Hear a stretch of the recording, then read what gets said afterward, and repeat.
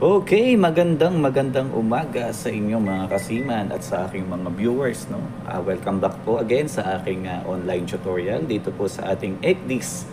Ang ating type ng ating ECDIS ay JRC Model 9201, no? So ngayon siguro ang ating topic ay ang Angkor Watch, no? Ano ba si Angkor Watch at ano ba ang ibinibigay nito sa atin, no? Saan makikita si Angkor Watch, no? Okay, let's begin mga kasiman. Umpisahan na natin. Okay, siguro umpisahan natin. Punta tayo sa menu, no? Okay, click natin si menu. And then, katabi siya ng route monitoring, no? Ito. So, si Angkor Watch ay nandito. So, let's click the Angkor Watch, no? Ayun, okay. So, si Angkor Watch ay magbibigay sa atin ito, no? Ng Angkor Watch, no? So, monitoring Angkor, naka-off muna siya. Ang mode niya is circle, pwede rin siyang in polygon. So in circle tayo mga kasiman, no? And then ang watch, pwede siyang Angkor 1 and Angkor 2. So nasa Angkor 2 kasi ito ay backup, no? Angkor 1 is nandun sa ating master, no? Okay, nagbibigay siya agad po ng ating Angkor position, no? GPS position, longitude and latitude and longitude, no? And then yung ating radius, no? Ito yung turning circle, no? Okay, saktong-sakto mga kasiman, no? Nandito kami sa San Francisco do Sul at saktong-sakto na kami ay nakaangkla, no? Okay, paano ba ilagay si si turning radius, no? Okay mga kasiman, no? Paano ba ilagay si turning radius, no? Si turning radius mga kasiman, ito yung ating circle na kung saan makakaikot yung ating barko nang hindi siya lalabas doon sa sinet nating turning radius. Kapag ito ay lumabas sa ating turning radius, ibig sabihin po ay nagdadrag po ang ating anchor, no? Pumapadpad po siya, so pumapadpad po ang ating barko, no? So ang turning radius sa ating calculation, may formula po ito, no, mga kasiman, no? At but before that po sa anchor position, no, karamihan sa mga seaman ay pag let go ni Cap, no? Pag sinabi ni Cap let go anchor, isineset po agad ito, no? Si ating Angkor Watch, no? But siguro for me, itong type ng ating model na ECDIS, no? Siguro pwede nyo itong iset pagka brought up anchor na, no? Pag sinabing brought up anchor, kailangan wala ng inertia, no? Ibig sabihin, wala ng movement.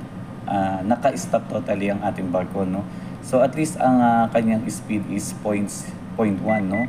0.1 or 0.2, no? Ang ating speed, no? Okay, so paano ba i-calculate ang ating turning circle, no? Itong radius, no? May formula po ito mga kasiman, no? Sa akin, ang ginagamit ko ay how many shackle, no? Yung i-pay out ni Kapitan, no? Halimbawa, 8 shackles. Ngayon, 8 shackles po yung aming dinrap, no? Ang aming pinay out. Then, i-multiply po natin ito sa 27.5, no? Constant po iyon, no? 27.5 is equivalent to 1 shackle, no? And then we have to add po dun sa ating length overall, no? And then ima-minus po natin yung ating depth, no? Minus natin yung depth and then yung po ating present drop, no? Updraft. Okay, yun po yung ating pagkuha ng turning circle, no? Okay, for example, dito po sa aming Angkor Watch, no? I-on ko po. And then, isa-set ko to sa aming radius, no? Which is 387 yung nakuha ko pong calculation, no? Yan, so, ito na po yung ating turning radius, no?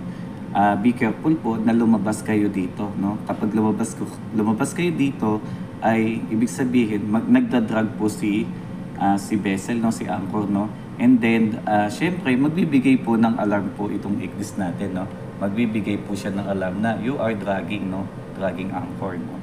Ayun mga kasiman, again po mga kasiman, no, yung ating Angkor Watch, may formula po tayo dito mga kasiman, no? Again, number of shackle na i-drop, then i-multiply po natin ito sa 27.5 which is constant po dahil ang 1 shackle is 27.5 plus po yung length overall, and then we have to subtract to the to the depth of the water as well as to our present drop. Okay, siguro mga kasiman, maliwanag po ang ating Angkor Wats, no? Siguro that's all for today. And see you po sa akin na next vlog, no? Sa ating pa pong mga ibang menu o toolbars ng ating Ektis. Okay, this is your Kasiman 81 and thank you for watching. Bye-bye!